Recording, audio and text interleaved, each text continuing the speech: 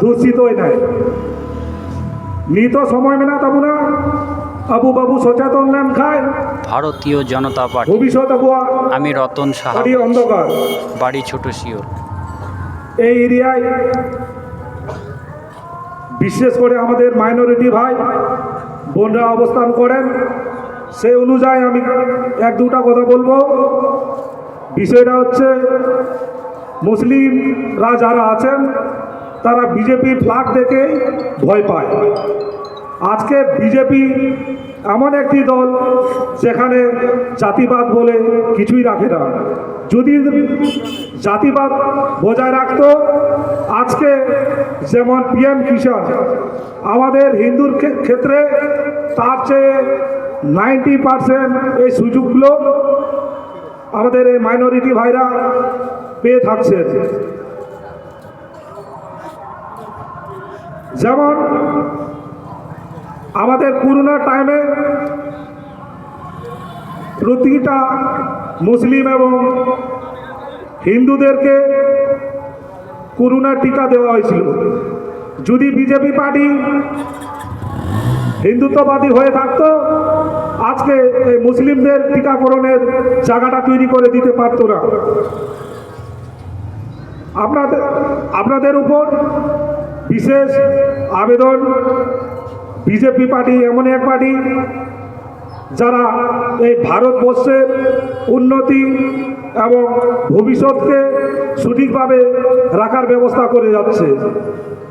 দাঙ্গাবাজ BJP party না, দাঙ্গাবাজ আমরা মুসলিম না।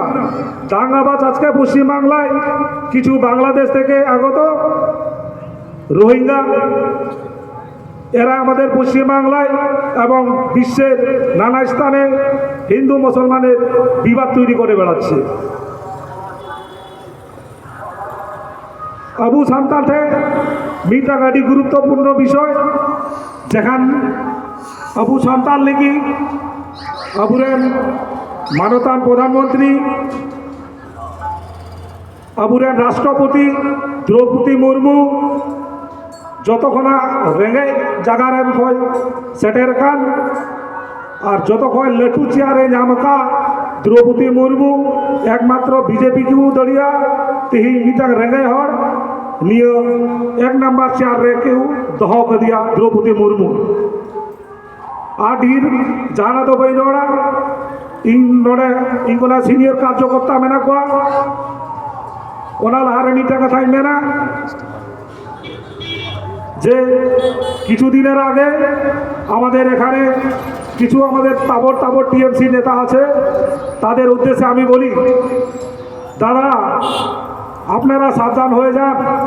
আমাদের কাছে খবর আছে যে দিনে হরি হরি রাতে চুরি চামারি।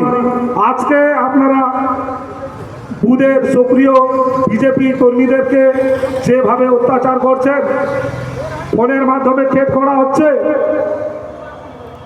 কিন্তু এখানকার সেই নেতাগুলো কি করছে, নিজের যান বাঁচানোর জন্য ঠিক বুনিয়াদপুরে সেই বিজেপি কর্মীর সাথেই চা খাচ্ছে ভয়ে।